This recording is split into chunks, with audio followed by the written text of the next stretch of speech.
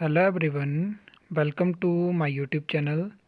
इस वीडियो में हम उन भर्तियों के बारे में बात करेंगे जिनके लगातार जो है वो कमेंट और मैसेजेस आते रहते हैं कि कब इनका फर्दर प्रोसेस होगी। सबसे पहले अगर हम आशा वर्कर भर्ती की बात करें तो पूरा एक साल जो है वो कोर्ट केस में ही निकल गया। और अभी भी लास्ट टाइम मैंने आपको जब बताया था कि 8 दिसंबर को लास्ट टाइम जो है वो इस केस की हियरिंग हुई थी, उसके बाद अभी तक जो है वो नेक्स्ट हियरिंग नहीं हुई है। तो इसमें क्या है कि कोर्ट की तरफ से आपको पता है कि रिज़ल्ट में मैंने आपको बताया कि रिज़ल्ट के लिए कोर्ट ने स्टे लगाया हुआ है। तो जब तक केस आगे चलता रहेगा या कोर्ट की तरफ से अलाउ नहीं करा जाता है तो तब तक आपको आशा वर्कर भर्ती का जो रिज़ल्ट है वो देखने को नहीं मिलेगा। तो यहाँ से आप इन चीज़ों को समझ लें कि जब तक नेक्स्ट हियरिंग नहीं होगी, कोई ऑर्डर पास नहीं होगा, तब तक जो है वो नेक्स्ट रिज़ल्ट भी आपको देखने को नहीं मिलेगा। और इस आशा वर्कर भर्ती को मतलब अभी ऐसा लग रहा है कि ये लंबा इसका केस जाने वाला है। तो इसमें जब नेक्स्ट हियरिंग होगी और उसमें जो कोई ऑर्डर पास होगा तो तभी मैं आपको बता सकता हूँ कि कहाँ तक जो है वो केस पहुँचा हुआ है। तो फ़िलहाल के लिए ये भर्ती एक पॉइंट पे रुकी हुई है।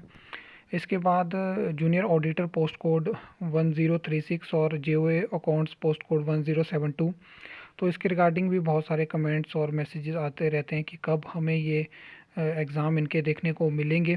और ये वो भर्तियां हैं जो कि लास्ट टाइम जो था वो एचपीएसएससी हमीरपुर के एडवर्टाइजमेंट में हमें देखने को मिली थी। और उसके बाद अगर हम 2023 की बात करें तो लगातार कहा जाता था कि ओटीए हो गया, जूनियर ऑडिटर हो गया और जेओए अकाउंट्स की जो भर्ती है वो हमें Himachal Pradesh public service commission Shimla के माध्यम से देखने को मिलेगी। फिर धीरे धीरे डिले होता रहा, फिर कहा गया कि ओटीए की भर्ती जो है वो पायलट बेसिस पे जो है वो एचपीआरसी जो हमीरपुर में है वही करवाएगा। फिर उसके बाद अगर आपने लास्ट न्यूज़ देखी होगी तो उसमें बोला गया है कि फरवरी के महीने में ओटीए का एग्ज़ाम पायलट बेसिस पे होगा, लेकिन उसके साथ साथ 2 और एग्ज़ाम कंडक्ट करवाए जाएंगे। तो हाई चांसेस हैं कि जूनियर ऑडिटर और जेओ अकाउंट्स का एग्ज़ाम जो है वो हिमाचल प्रदेश राज्य चयन आयोग ही करवा सकता है और पायलट बेसिस पे एग्ज़ाम हो सकता है सेट से पहले। लेकिन अब यहाँ पे ये चीज़ है कि अगर ओटीओ का एग्ज़ाम है जहाँ पे 2000 से कम वहाँ पे आवेदन है तो उस तरह के एग्ज़ाम को करवाना इजी है। लेकिन अब जूनियर ऑडिटर है और जो अकाउंट्स हैं तो इसमें ज़्यादा लोगों ने अप्लाई किया होगा।